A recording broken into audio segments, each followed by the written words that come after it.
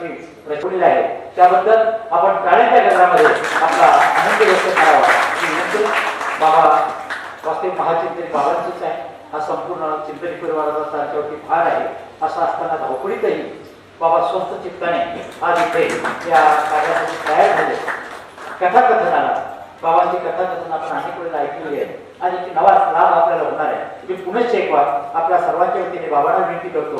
तत्पूर्वी चिंतनीय बाबा सच्चिदानंद रूपाय विश्वोत्पत्त्यादि हेतवे तापत्रय विनाशाय श्री कृष्णाय वयं नमः.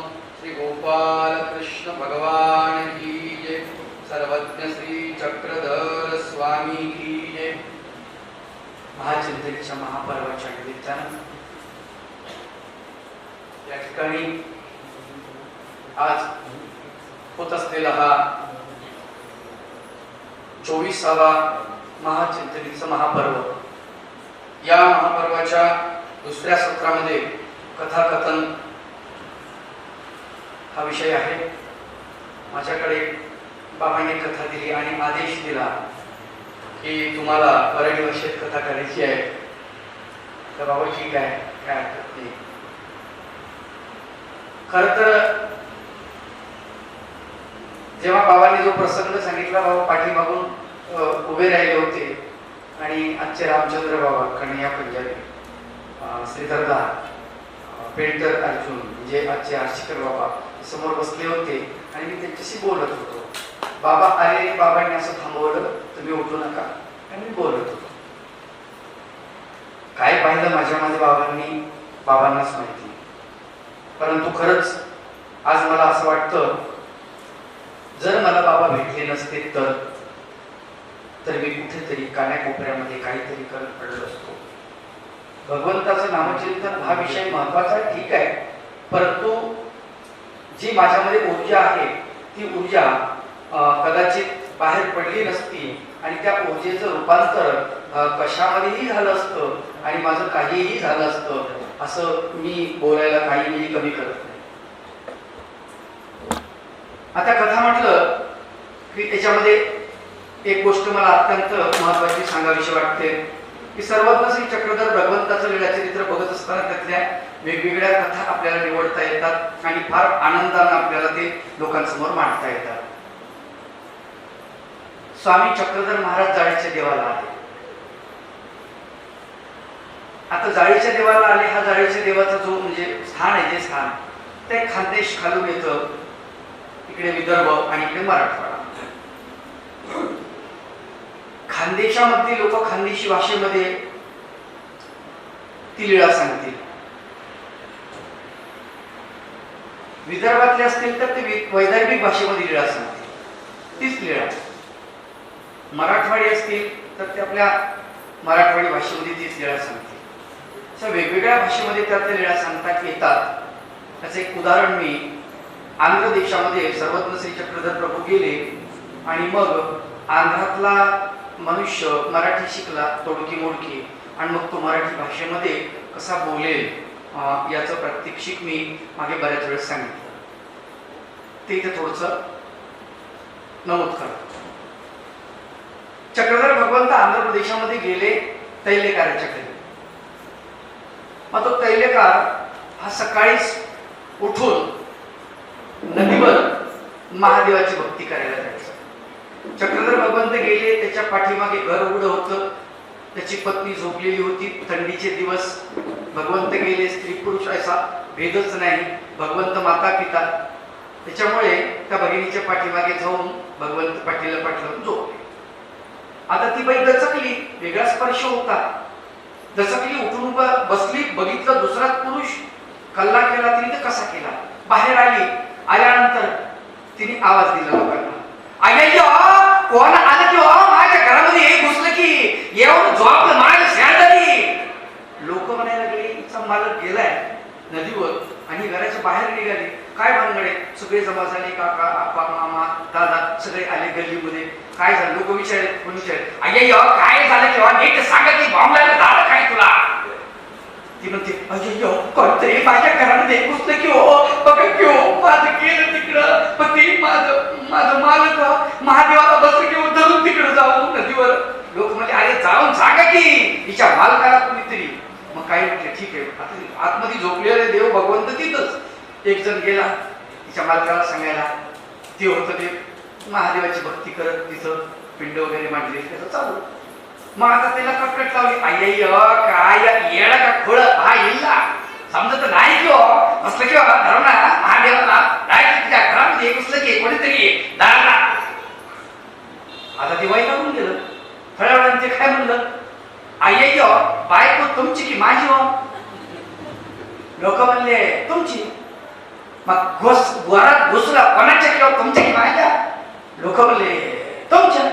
मग तुमचं काय खात किंवा बापाचं? लोक म्हणले मातीत जो आपल्याला काय करायचं. गेले निघून. तो येतो आणि भगवंताचं दर्शन घेते. जेव्हा त्याला असं कळतं की आता आपल्याला आपल्या घरामध्ये घुसलेला याचा समाचार पण घेऊ, आपली भक्ती पूर्ण झाली, भक्तीत अडथळा नको, येतो आणि मग स्वामींच्या अंगावरचं वस्त्र असं ओढतो. झोपीमध्ये आपल्याला काही करायचं नाही, तलवार वगैरे काढतो, वस्त्र अंगावरचं ओढतो भगवंतानी अंगावर घेतलेलं. आणि ती बाई घरामध्ये अशी उभी आहे, घाबरलेली आहे. पत्नी त्याची वस्त्र असं अंगावरचं ओढल्या त्याला भगवंताचं दर्शन होतं. ते डोळे वगैरे पाहतो भगवंताचे आणि इतका आनंदित होतो. अय्य माझ्या घरी मल्ली नाचू आलं किंवा माझं स्वाम नाचू आलं. लोक आईला येड आई समजत नाही किंवा साक्षात महादेव अवतरलं बघा माझ्याकडे. लोक काही कळत नाही बघा. अय्य काय करते पाय घ्यायला आणि किंवा पाणी गरम आणि बसायला टाक किंवा काय देवाला. अशा वेळा चरित्रातल्या अनेक घटना आहेत. त्या घटना आपल्याला लोकांपुढे वेगवेगळ्या भाषेत मांडता येते. आजची माझी जी कथा आहे त्या कथेला मी सुरुवात करतो. खर तर आजची कथा ही सालबर्डीचे भगवंत अशा प्रकारची ती कथा आहे. ती वराडी भाषेत सांगायचं बाबांनी सांगितलं, त्याच्यामुळे ती पूर्ण कथा वराडी भाषेत मी सांगितली. द्रौपदी आणि अर्जुन असं त्या माझ्या पात्रांचं नाव आहे. अर्वाचीन काळातली ही मंडळी, विदर्भातले खेड्यातले दोघं पती पत्नी अत्यंत सुखासमाधानानं नांदत असतात. त्यांना एक प्रभाकर नावाचा छोटा मुलगा होतो. दोघांचं लग्न होतं. प्रभाकर नावाचा मुलगा झालेला असतो. त्या मुलावर अत्यंत प्रेम, कुटुंब अत्यंत धार्मिक आणि त्या मुलाचे खूप लाड करतात. त्याचा पहिला वाढदिवस ज्यावेळेस होतो तिथून त्या कथेला सुरुवात होते. परंतु हे सगळं स्वप्नामध्ये असतं. मुलगा मोठा झालेला आणि कॉलेजमध्ये जातो. शाळा संपन्न झाली त्याची. शाळेमधून तो कॉलेजमध्ये गेला. आनंदानं पहिला दिवस कॉलेजमध्ये ज्यावेळेस जातो त्यावेळेस तो आपल्या मित्रांना काय म्हणतो. त्याचे दोन मित्र असतात. त्याचं नाव प्रभाकर असतं. एक दिनेश आणि दुसरा केशव. केशा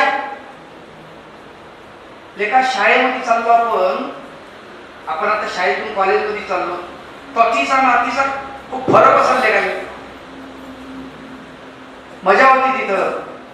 आता इथं खूप भले लोक राहते म्हणते, हा मोठ्या मोठ्या बिल्डिंगी राहते म्हणते, भल्या 2-3 मजली, एक मास्तर येते म्हणते, असा टोल वाजला का मास्तर येते म्हणते आणि आपल्याला शिकवते आणि काही बोलत नाही म्हणते, कसे कपडे घाला, भली मजा असेल का. एकामेकासलं गप्पा करत चालले. शाळेमध्ये गेले, कॉलेजमध्ये. त्या कॉलेजमध्ये गेल्यानंतर कॉलेजचं वातावरण, पहिला दिवस, दुसरा दिवस. मग या प्रभाकरला वाटलं की आपण आता कॉलेजमध्ये चाललो, आपल्याला मोटरसायकल पाहिजे. म्हणून बापाजवळ, अर्जुन जवळ त्यांना हट्ट धरला. बाबा मले मोटरसायकल पाहिजे पटपटी. अबे हे पोट्या सायकल चालवता येते का मी? धर मोटरसायकल पाहिजे म्हणते. पडशील रस्त्यानं, बोबलशील काय हातपाय तुटून तुझ्यावाले. नाही काही कर, मला मोटरसायकल पाहिजे. त्यानं अगदी बाप्पाला ठुणं लावलं. बाप ऐकत नाही म्हणल्या आईजवळ गेला. माय मला मोटरसायकल लागते, बरं तुला सांगतो, नाही तर उद्या काही मी कॉलेजात जात नाही. द्रौपदीनं आपल्या पतीला रात्री सांगितलं त्याला मोटरसायकल घेऊन द्या. अहो कायची मोटरसायकल, कायचं काय शेत नाही, धड आपलं नांगरलेलं वखरलेलं, त्याला पैसा देता येत नाही, काम करता करता परिश्रम राहिलो, पैसे नाही मिळू राहिले, मोटरसायकल अनाने कसली तरी त्याला देऊन टाका ना, कॉलेजमध्ये जाते, काहीतरी स्टेटस का काहीतरी म्हणते, ते पोट्यामध्ये त्याचं राहते, पाय लागते लेकराले. आता लेकरू मोठं झालं, जाशील तर जाय म्हणा, नाही तर घरी राय म्हणा, नांगरता पाले हो म्हणा. द्रौपदीनं सांगितलं असं नाही जमत, आपले पोरगं मोठं झालं, पोट्या बाट्याला असं बोलता येत नाही. बरं काय हरकत नाही. त्यानं मोटरसायकल घेतली जुनी कशी तरी. आता त्या मोटरसायकल, जुनी मोटरसायकल, त्याच्यामध्ये काय तर राखेल, पेट्रोल काय सांगत. मग आता राखेल टाकलेली मोटरसायकल जुनी कशी तरी घेऊन दिली आणि त्याला सांगितलं भाऊ ते मोटरसायकल घे आणि कॉलेजात जाय. पहिलाच दिवस जायचं मोटरसायकलवर बसून, कसे तरी 4-5 मित्र पोट्टे धरले, मोटरसायकलवर बसला. आता सायकल जर चालत येत नाही, मोटरसायकल चालू केली तर पहिले तर चालूच होई नाही, किक मारून आणि दुसरा त्याचा मित्र म्हणे तिने का बे त्या बापानं मोटरसायकल दिली का जुनीच आणली. तो म्हणे राजा जुनी तर जुनी, पण हरकत नाही, चालू देणं काही फरक नाही पडत, जुनी तर जुनी, पण पायी भेटली ना कशी का होत नाही. दोघांनी ढकलाची, ढकलून ढकलून परेशान झाले तुम्ही मित्र. मोटरसायकल कशी तरी चालू केली, चालू झाली, इतका आनंद झाला त्याले. अबे चालू झाली, अबे चालू, अबे थांबव, अबे थांबव, अबे आम्हाला येऊ दे ना, तू चालला पुढे आम्ही दोघं. पण त्या मोटरसायकल कशी थांबायची माहितच नाही. मोटरसायकल गेली पुढे, धडकली, पडली खाली. आता थांबली कशी, अबे थांबली कायची, पडली ना, कसं तरी करून उभी केली. तिघं जण पुन्हा झटून झटून, पहिला दिवस तर नुसता शिकण्यातच गेला, कॉलेज राहिलं तिकडं, असं तसं करून मोटरसायकल शिकला. आता बापाला काही येत नव्हती, आली हाताला लागलं, पायाला लागलं, बाप बसलेला घरी. धार्मिक वृत्तीचा बापाला पाहिलं, हा लागलं पोट्टे येईल म्हणे. आले मोटरसायकल घेऊन घरी. मोटरसायकल पाहिलं, आम्ही हळद वगैरे लावली आईनं. दुसरा दिवस, तिसरा दिवस, 8 दिवस असे गेले, कसे तरी जायचे मोटरसायकल मध्ये. पण ते मोटरसायकल तिला याची सवय लागली का 4 चौघात गेली मोटरसायकल का ते थांबत जाईल, म्हणजे चालूच होई नाही. आणि मग यांना असं वाटे हे आपला अपमान करते लेखाची मोटरसायकल. एक दिवशी शाळेत गेले, दरवाज्यात गेली मोटरसायकल, तर मोटरसायकलनं आचके दिले, मोटरसायकल पडली बंद. मागचा दिन्या म्हणते का बे त्या मोटरसायकल एका फुरा आलं, ते म्हणते अबे अबे इथं कॉलेजच्या दरवाज्यात गेट मध्ये आले का बंद पडले, हे इथं आले का बंद पडते. कसे तरी सगळे पोरं बाळ बघत, पाय मी पोट्टे कसे पाहिजे म्हणे, पोट्ट्या पाहिजे, पोट्टे पाहिजे, अपमान उडायला आपला लेखा. आणि हे मोटरसायकल त्या बापानं कशी दिली हेच कळत नाही. दावदेला बी म्हणे काही का होत नाही, कशी का होत नाही, इथपर्यंत तर आलो ना. अशी त्यांची ती मोटरसायकल घेऊन ते फिरत राहायचं. एक दिवस वाढदिवस आलेला त्या प्रभाकरचा, काळ असा सरकत गेला. वडील वाढदिवस साजरा करायचे आणि वाढदिवसाच्या दिवशी सालबर्डीला जायचे. प्रत्येक वाढदिवसाला पोराला घेऊन सालबर्डीला जायचे लहानपणापासून. आणि मग यांनी विचार केला की आपला वाढदिवस आला. मग ते 2 मित्र म्हणले का बे आम्हाला वाढदिवसाला काय देशील, वाढदिवसात तुझ्या काय आणायचं. त्यांनी सांगितलं काहीच नाही, मला काही लागत नाही, मी सालबर्डीला जात असतो, माझा बाप मला दरवर्षी वाढदिवसाला सालबर्डीला घेऊन जाईल. आता वर्षभर झालं वडील सगळे, तर आता मी एकटा देतो, तुम्ही चाला माझ्यासोबत. ठीक आहे. वाढदिवसासाठी मोटरसायकल घेऊन आईनं खूप स्वयंपाक वगैरे सकाळी पहाटेच उठली आणि याला आवाज दिला सकाळी झोपीतून, म्हणे पडद्या उठलं, तुम्ही जायचं नाही का, आंघोळ गिंगोळ करून घे आणि जायचं नाही का सालबर्डीला देवाले, का वाढदिवस आहे ना. पण म्हणे माहिती जायचं आहे ना म्हणे. सकाळी उठला, आंघोळ केली, देवदेवपूजा केली, मस्तपैकी डबा करून दिला आईनं, पिढा अवसर वगैरे पूर्वात बत्ती सगळं पिशवीत भरून दिलं. माय सगळं भरून दिलं, हो सगळं भरून दिलं बे म्हणे. नीट नीट जातो बाप्पा, नाही तर काय म्हणे ती मोटरसायकल म्हणे आणि त्या पोट्ट्याला नेतं का म्हणे. हो त्याला नेतो दोघाले. तर दमानाचा बाप्पा म्हणे वाहनं असे वाहते, इकून वाहते तिकून सारे म्हणे असे वाहन आहे म्हणे का बस भलता धाक पडते म्हणे. पोट्ट घरातून गेलं का शेजारी झाली, कोणाला बोलतो म्हणे माय पोरगा आताच निघालं बाई, चालतं म्हणे सालबर्डीला देवाला चाललं. तर म्हणे त्याला बोलू राहिली, ते दररोज म्हणे मोटरसायकल असे हाकलते म्हणे पोट्टे आणि भीती वाटते म्हणे माणसाले, असा जीव असा नको नको नको नको करते म्हणे जीव. पोरगाव घरातून गेलं असं धडधड धडधड छाती करते म्हणे. काय करावे बोलते पोरग म्हणे. हा निघाला प्रभाकर, मोटरसायकलवर बसला. पोरं 2 जण मागं बसले, त्याचे मित्र दिनेश आणि केशव. बसल्यानंतर पहिलेच दिनेशने सांगितलं पाय बे म्हणे आज तुझी मोटरसायकल नाटकं करून तर जमणार नाही म्हणे, आम्ही रस्त्यातून उतरून जाऊ. त्याचं सांगितलं नाही बे म्हणे देवाला जाताना काही नाही, चुपचाप चाला म्हणे, तुम्ही आवाज करू नका. गेले, निघाले, मोटरसायकल एका किक मध्ये चालू झाली, घरून निघाले, मोर्शीला जाऊन पोहोचले आणि मोर्शीला गर्दीमध्ये मोटरसायकल चालली. चालता चालता मोटरसायकल आचक्या दिल्या बंद पडली. मोटरसायकल बंद जशी पडली तसं एकदम दिन्यानं उजव्या साईडला डाव्या साईडला पाहिलं. डाव्या साईडला पाहिल्या तर मोठ्यानं हसायला लागलं. हसायला लागल्याबरोबर प्रभाकर काय म्हणते, तुला हसायला का झाला? दात काढायला काय करणार म्हणे, तू काय करतो? ते आम्ही इकडे डाव्या हाताने पाहिलं तर तिकडे कॉलेज होतं. कॉलेज दिसलं का, या मोटरसायकलने काहीतरी होते म्हणे. बरोबर इथंच बंद पडली म्हणे ते. आणि नेमकं काय आम्हाला कॉलेज सुटलेलं, सकाळचं कॉलेज, सकाळची होती पिरियड आणि कॉलेज सुटलेलं, शनिवारचा दिवस. हे म्हणे का मोटरसायकल कॉलेज पाहिलं का काहीतरी होते म्हणे. सगळे पोर पाहायला लागले आणि ते मोटरसायकल काही चालू होईने. प्रभाकरने चालू केली तर दिनेशने चालू केली, चालू होईने. केशव बाजूला उभे राहिले, खिशात हात घातले, आपलं स्टँडर्ड खराब होते लेखाचं म्हणे. बाजूला उभा राहिले, खिशात ढकलते लेखाचा म्हणे. ते किशोरनं मोटरसायकल पकडली आणि तो चालला केशवनं. आणि चालता चालता थोडस चालायला लागला. त्याला वाटलं का चालू करून पहा. त्याने किक मारली, एका किक मध्ये मोटरसायकल चालू झाली. दोघं जण एकमेकांकडे पाहायला लागले. मोटरसायकल बरोबर काय चालू झाली. पगार सांगितलं चला बसावे म्हणे, पटकन बसले. गेले. तिथं गेल्यानंतर चालबर्डीला त्या स्थानाच्या ठिकाणी मूर्त, त्या मूर्तीकडे बघितलं. विडावसर केला, काढला, देवाला विडावसर व्हायचा. इतक्यामध्ये दोघं जण गमती करायचे एकामेकाचे, दिनेश आणि केशव. तर केशवनं सांगितलं, अबे तुझ्याजवळ काही विडावसर वगैरे आणला नाही? अबे देवाला काय लागते, देव भावाचा भूकेला. हो, देव भावाचा भूकेला. दुसऱ्याची उद्बत्ती दाखवत जा आणि म्हणत जा, संसार देव कराने धूप घेशी ऋषीश्वरा भल्ला देव दिसतो म्हणे. तू कर कधी लागू देता म्हणे, तू कर लागू देता. हा तू बस दुसऱ्याच का म्हणे. हा प्रभाकर म्हणते, अबे देवाच्या ठिकाणी तर बडबड नका करत जाऊ दे हो. तुम्हाला समजत नाही का, इथं तर कमीत कमी आपण देव करायला आलो, काय समजता का म्हणे. हेच मला भेट करता का म्हणे माझ्या वाढदिवसाच्या निमित्तानं, समजत नाही का तुम्हाला. असं म्हणल्यानंतर हे लोक शांत झाले. त्यांनी विडावसर देवाला वाहिला, उदबत्ती वगैरे देवाला दाखवली, आरती वाढली आणि एकदम त्यांनी मूर्तीकडे बघितलं. प्रभाकरांनी त्याला एकदम असं गदगदून आलं. तो लहानपणी बापाच्या अंगा खांद्यावर खेळत या ठिकाणी यायचा, त्या मूर्तीकडे बघायचा. पहिल्या वेळेस जेव्हा समज आली होती तेव्हा तो आला होता बापाच्या खांद्यावर बसून. त्या ठिकाणी आल्यानंतर त्याने त्या मूर्तीचं दर्शन घेतलं. त्याला खूप आनंद झाला होता त्या मूर्तीकडे बघून. त्या मूर्तीकडे तो निरखून पाहत होता, जवळ गेला होता, दर्शन घेतलं होतं. मूर्तीच्या उजव्या मांडीला सस्याचं पिल्लू असं दिसलेलं आणि त्याच्याकडे पाहून त्या प्रभाकरला लहानपणी खूप आनंद झालेला.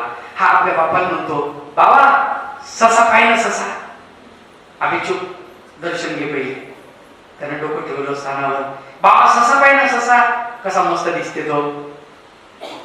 हो ससा का नाही इथं. बापानं तिला सांगायला सुरुवात केली.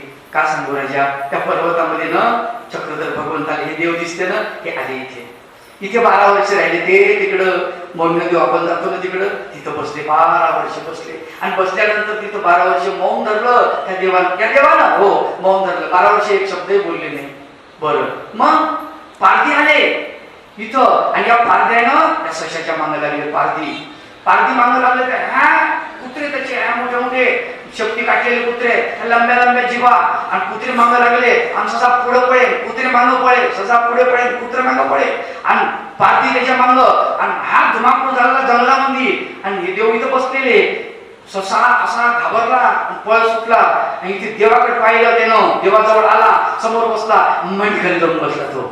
असं हा तो ससा हो देवाच्या मांडीखाली जाऊन बसला. बाबा त्या बापाला म्हणते, बाबा थांब, मी दुसरी मांडी रिकामी आहे, याच्या खाली मी बसतो ना का बाबा. अबे तिथं बसतो तू. हो तिथं बसतो. राजा त्या मांडी खाली झाले लई ताकद लागते. ऋषी महर्षी ज्ञानी योगी त्या मांडीची आस पाहते राजा. आणि तिथं जाण्यासाठी खूप ताकद लागते रे, खूप जन्म लागते, अनेक जन्म लागते. भल्या माणसा तुला का सांगू. नाही का बाबा, मी त्या मांडीखाली जातो ना, मला मांडीखाली बसू दे ना. अगं बसू दे हो ना, पण तो देव बसू दे ना. देवाला म्हण तू, मी कसा बसू देऊ. तो देव तुला मांडीखाली घेईल, मला कसं घेता येईल, मी कसं सांगू. देवा सांग ना. बाबाला म्हणा, त्या देवाला म्हणा मांडीवर करा, मी त्याच्या खाली बसतो. म्हणणं असं म्हणत असताना तो बोलत होता आपल्या बापासोबत. आणि त्याला ते आठवत होतं की मांडीखाली ससा आहे. बाबाने त्याला उचलून घेतलं, कडेवर घेतलं आणि त्याचे मुके घेतले. त्याने म्हणे, राजा ते मांडी तर खूप सुंदर आहे, त्या मांडीखाली जायची इच्छा आहे तुझी, खूप चांगली गोष्ट आहे. त्या मांडीखाली जाण्यासाठी तर ऋषी मुनी तरसते, ज्ञानी योगीजन तरसते. तू भाग्यवान आहे लेका, तुला त्या मांडीखाली जा वाटलं, भाग्यवान आहे. पण तुला सांगू, खूप तपश्चर्या करावं लागते, खूप त्याचं नाव घ्यावं लागते, त्याच्या नावानं बोंबला लागते, टाहो पुढा लागते, मरेपर्यंत त्याच्या नावानं आवाज द्यावा लागते. आणि तेव्हा कुठं त्याची मांडी रिकामी होते, तो अशी मांडी उचलते आणि मग आपल्याला त्या मांडीखाली घेते. बाप कथा सांगत होता, बाप ती लीळा सांगत होता, बरोबर ऐकत होतं. ते सगळी घटना त्याला आठवली आणि आठवल्यानंतर तो आरती ओवाळत होता. हातामध्ये आरती होती, पंचारती, देवाला ओवाळत होता. बापाच्या खांद्यावर बसून आलो हेही त्याला आठवत होतं. ते चित्र त्यानं डोळ्यापुढे सगळं आणलेलं होतं, ते दिसत होतं त्याला सगळं. त्याच्या डोळ्यातल्या अश्रुधारा खाली गळत होत्या. मित्रांना कळेना हा का रडतो. एका मित्राने, दिनेशने त्याला आवाज दिला, परव्या काय झालं रे, काहून रडतं? त्याने डोळे पुसले. सांगितलं, महाबाप मला घेऊन आला होता इथे, त्या देवाच्या दर्शनाने. त्याच्या खांद्यावर बसून मोठा झालो मी, त्या मांडीची आस मला लागली, तेव्हापासून मी इथे माझा वाढदिवस करायला येतो. माझ्या वाढदिवसाच्या निमित्तानं मला असं वाटतं काय ह्या देवाची मांडी मला भेटली पाहिजे. आजही मला वाटते काय हा मांडी उचलन कधीतरी आणि या मांडीखाली मी बसन, असं मला वाटते आजही. पण आता मला समजते देव मांडी नाही उचलणार आणि मला मांडीखाली नाही घेणार. बालपण होतं तेव्हा मला समजत नव्हतं, आता समजते. तर ही खूप मोठी अडचण झाली, समजणे ही खूप मोठी मला अडचण झाली. शिकून सवरून आपण खूप मोठे होऊन राहिलो, पण या मांडीची आस आपल्याला लागून राहत नाही. आता ती आस कमी कमी होत चालली, पण कमीत कमी मी या मांडीखाली आपल्याला भगवंत घेईन त्या आशेनं. आता नाही, पुढे गेल्यानंतर, या जन्मानंतर, पुढच्या जन्मात कधीतरी तो भगवंत आपल्याला मांडीखाली घेईन या आशेनं मी जगत व्हावा म्हणून मी इथे येतो. अशा प्रकारची कथा. धन्यवाद.